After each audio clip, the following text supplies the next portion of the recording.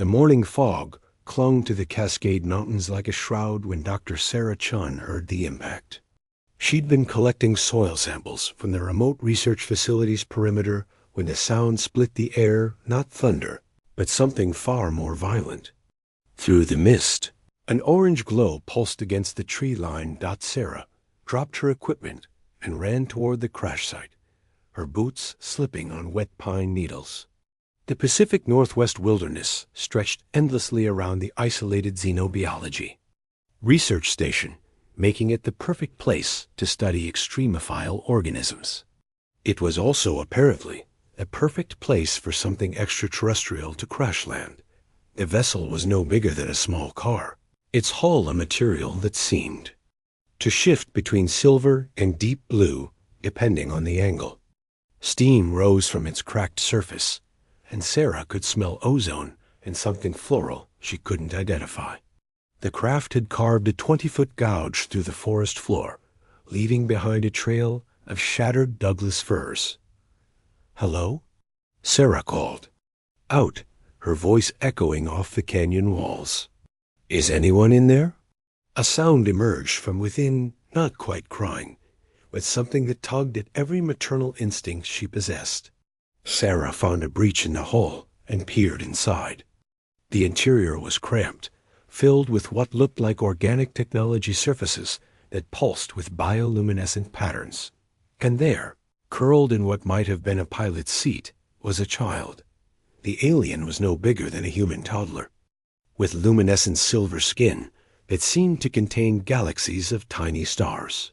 Her large eyes, easily twice the size of human eyes, held an intelligence that seemed ancient, despite her apparent youth. She was injured, a deep gash across her small shoulder, leaking something that resembled liquid starlight. "Oh, sweetheart," Sarah whispered, extending her hand slowly. "It's okay. I'm here to help." The child's eyes fixed on Sarah's face, and somehow, impossibly, she spoke in perfect English. You're not afraid of me?" "Should I be?" Sarah asked gently, already knowing the answer. This fragile being posed no threat to anyone. "Most species fear what they don't understand," the child said, her voice carrying harmonics that seemed to resonate in Sarah's chest. "My name is Zara, my scout vessel. It was damaged in your system's asteroid field." Sarah carefully extracted Zara from the wreckage, noting how the child's body seemed to weigh almost nothing despite her solid appearance. "I'm Sarah. I'm a scientist. I study life. All kinds of life."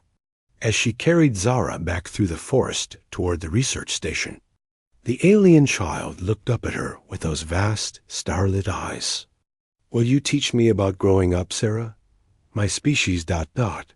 We don't age the same way you do." "I'll teach you everything I can," Sarah promised, not knowing how those words would echo through the decades to come.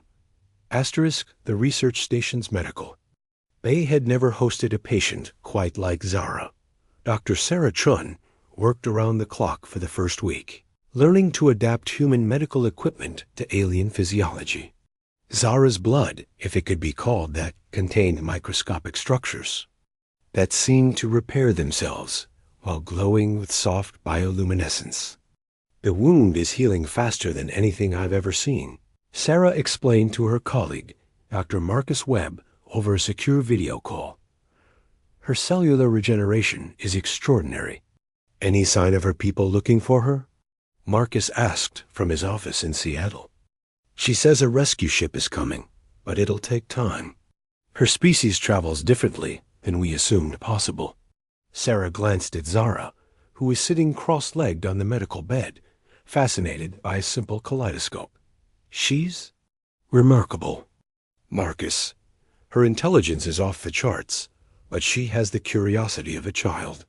"Be careful, Sarah. First contact protocols exist for a reason." But Sarah had already moved beyond protocols. Zara wasn't just a scientific specimen, she was a child who needed care, companionship, and understanding. Over the following weeks, Sarah found herself becoming something between a researcher and a guardian. Zara was endlessly curious about human customs. She watched with wonder as Sarah celebrated her 32nd birthday with a small cake in the cake. Station's kitchen. You mark the passage of time with sweetness? Zara asked, her large eyes reflecting the candlelight. Earth days are about celebrating another year of growing, learning, becoming more than we were, Sarah explained, offering Zara a piece of cake. What's it like for your people? Zara's expression grew thoughtful. We don't age like you do. When we're young, we single quotes read ... small, like this. She gestured to her child-sized body. But when we mature, we become something different, something more. The process is called transcendence, and it happens only once in our lifetime. When will that happen for you? Not for many of your decades, Zara said, then added with childlike solemnity. But when it does, I'll be magnificent. I'll have responsibilities across the galaxy. I'll be important. Sarah smiled at the mixture of innocence and cosmic destiny. In Zara's words, "You're already important, Zara. You're important to me." The alien child's skin, brightened with what Sarah had learned, was a sign of happiness. Really? Even when I'm grown and different, will you still remember me like this? Will you remember how we shared cake and stories? Of course I will, Sarah said without hesitation. I'll remember every moment. Zara grew quiet and looked directly into Sarah's eyes. Promise me something, Sarah. When I come back when I'm grown and transcended, promise you'll remember me exactly as I am right now. Promise you won't forget this version of me. The request seemed so earnest, so heartfelt, that Sarah couldn't imagine refusing. I promise, Zara, I'll remember exactly who you are today. And you'll be the same too? Zara asked hopefully. You'll be my Sarah just like now? Sarah laughed gently. I'll always be your Sarah, sweetheart. That's a promise. 3 days later, a ship arrived that defied every law of physics Sarah thought she understood. As Zara prepared to leave, she pressed a small, crystalline object into Sarah's hand. This will let you know when I'm coming back, she said. Guard it carefully. Our promise is sacred. Sarah watched the impossible ship disappear into the morning sky, clutching the crystal and a child's promise that would prove more complex than either of them imagined. Asterisk. Dr. Sarah Chun was reviewing gene sequence data in her university lab when the crystal began to pulse. 23 years had passed since she'd placed the small alien artifact in a special case on her desk, and it had remained dormant through decades of research, promotions, and life changes. Now, at 55, she watched the crystal's gentle glow with a mixture of excitement and trepidation.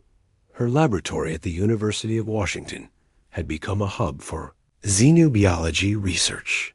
The field had exploded after several confirmed contact events, and Sarah's early experience with Zara had made her one of the world's leading experts in interspecies communication. Her hair was now more silver than brown, her face marked by years of intense study and the loss of both parents in the previous decade. Dr. Chun? Her research assistant, David, peered around the doorway. There's someone here to see you. Says, it's personal. Sarah looked up from the pulsing crystal, confused. I don't have any appointments today. She says you made a promise to remember her. Sarah's breath caught. After 23 years, she'd sometimes wondered if her memories of Zara were real or some elaborate stress-induced hallucination. The crystal's pulse quickened, and she could swear she heard distant music harmonics that seemed to resonate in her bones. Send her in, Sarah said. Her voice barely steady. The being who entered her lab was nothing like the child she remembered. Zara had transcended, just as she'd promised she would. She now stood nearly 7 feet tall, her form elegant and otherworldly. Her skin had transformed from silver to a translucent crystalline surface that contained entire galaxies of light. Energy patterns pulsed through her body with each thought. and her eyes, still recognizably large and expressive, now held the weight of cosmic responsibilities. "Hello, Sarah," Zara said, her voice carrying the same harmonics, but deeper, more resonant. "I told you I'd come back when I was grown." Sarah stood slowly, her mind struggling to reconcile this magnificent being with the curious child she'd once cared for. "Zara? Is it really you?" Asterisk, "You kept the crystal," Zara observed, gesturing to the pulsing artifact on Sarah's desk. "I wasn't." "Certain you would." "I promised," Sarah said simply. "You look ... incredible. What have you become?" "I am now a voice of the Galactic Council," Zara said, her form shifting slightly as emotions played across her crystalline features. "I speak for 17 species in matters of interstellar diplomacy. I help negotiate treaties that affect billions of lives. I am, as I told you I would be, magnificent." Sarah nodded, still processing the transformation. "I'm so proud of you, Zara. You've accomplished amazing things." But something in Zara's expression shifted, the light patterns in her body flickering with what might have been disappointment. "You're different," she said, her voice carrying a note of confusion. You're not my Sarah anymore." "I'm still me," Sarah said carefully. "I'm just ... older. I've lived a full life since you left." "But you promised," Zara said, her voice carrying harmonics of distress. "You promised you'd remember me exactly as I was, and that you'd be the same. You promised you wouldn't change." Sarah felt the weight of a child's understanding colliding with cosmic expectations, and realized their reunion was about to become far more complicated than either of them had imagined. Asterisk, the tension in Sarah's lab was palpable as Zara's crystalline form pulsed with agitation. Energy patterns flowed across her translucent skin like aurora borealis, and the air itself seemed to thrum with her emotional state. "In my culture," Zara said, her voice carrying harmonics that made the lab equipment vibrate, "a promise is a sacred bond. When two beings swear to remember each other, they create a temporal anchor, a fixed point that should never change." Sarah set down her coffee mug, noticing how her hands trembled slightly. "Zara, I do remember you. Every day. But I couldn't stop time. I couldn't stop living." "You were supposed to preserve that moment," Zara said, her form flickering with disappointment. "You were supposed to stay exactly as you were when we shared cake and stories. You were supposed to be my Sarah, the one who wasn't afraid, who taught me about birthdays and growing up." "I am still that person," Sarah insisted, "but even as." She said it. She knew it wasn't entirely true. The woman who had fearlessly approached a crashed alien vessel was still within her, but she'd been tempered by decades of loss, bureaucracy, and the gradual erosion of wonder that came with age. Zara moved closer, her massive form somehow managing to convey the body language of a hurt child. "You smell different. Your voice carries sadness I never heard before. Your eyes ... they've seen too much. You've become cautious, calculated. The Sarah I knew would have embraced me immediately." Sarah felt a stab of guilt. Her first instinct upon seeing Zara had indeed been caution, a lifetime of protocol, and scientific training overriding the emotional connection they'd once shared. "I've had to be cautious," Sarah said. "I've made mistakes. I've lost people I cared about. I've had to learn that the universe is more complex than I thought when I was 32. "But you promised," Zara repeated, her voice now carrying what sounded like genuine distress.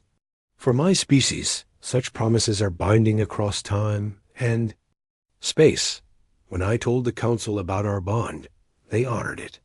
I was given this mission specifically because of our connection." "What mission?" Sarah asked, though she was beginning to fear the answer. Zara's form shifted, becoming more solid, more imposing. "Humanity is being considered for inclusion in the Galactic Council. Your species has reached a threshold.